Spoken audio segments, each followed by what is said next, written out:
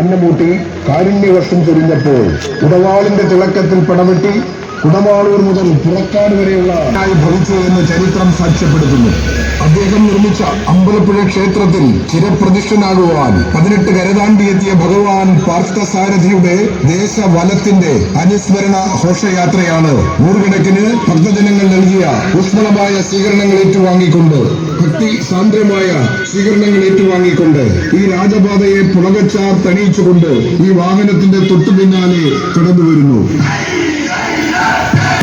വില്ലുമംഗലം സ്വാമിയാർക്ക് ആലംകുണ്ടിലെ വേണുഗോപനായി പ്രത്യക്ഷനായി അൻപല ഒഴുകുന്ന അമ്പലപ്പുഴയെ അമ്പാടിയാക്കി ഇരുന്നെല്ലാം പതിച്ച ഉണ്ണിക്കണ്ണനായി ചെമ്പകശ്ശേരി തമ്പുരാൻ പടുവുയർത്തിയ ശ്രീകോവിലെ പ്രതിഷ്ഠിക്കുവാൻ കുറിച്ചിയിൽ നിന്നും ആനയിക്കപ്പെട്ട ഉണ്ണിക്കണ്ണന്റെ സ്മരണയ്ക്കായി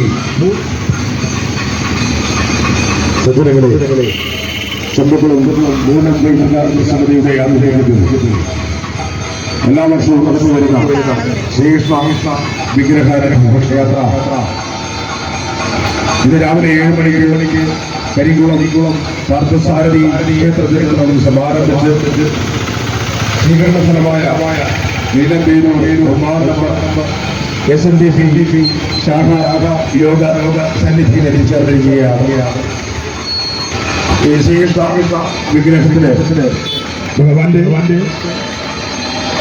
ശ്രീകൃഷ്ണ ഭഗവാന്റെ ഈ വിഗ്രഹത്തിന് ഊഷ്മളമായ ഭക്തിസാന്ദ്രമായ സ്വീകരണം നൽകിയ നീലംപേരൂർ 1-ാം നമ്പർ SNDP ബ്രാഞ്ച് കമ്മിറ്റിയുടെ ഭാരവാഹികൾക്ക് മൂലം ബഹിരംഗ സമിതിയുടെ ഊഷ്മളമായ അകളങ്കമായ നന്ദിയും കടപ്പാടും രേഖപ്പെടുത്തുകയാണ്.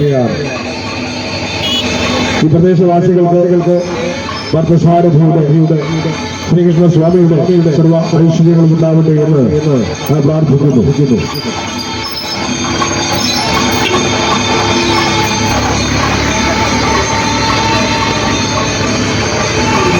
ശ്രീകൃഷ്ണ വിഗ്രഹ ഘോഷയാത്രയാണ് ഈ വാഹനത്തിന് തൊട്ടു പിന്നാലെ കടന്നു വരുന്നത്.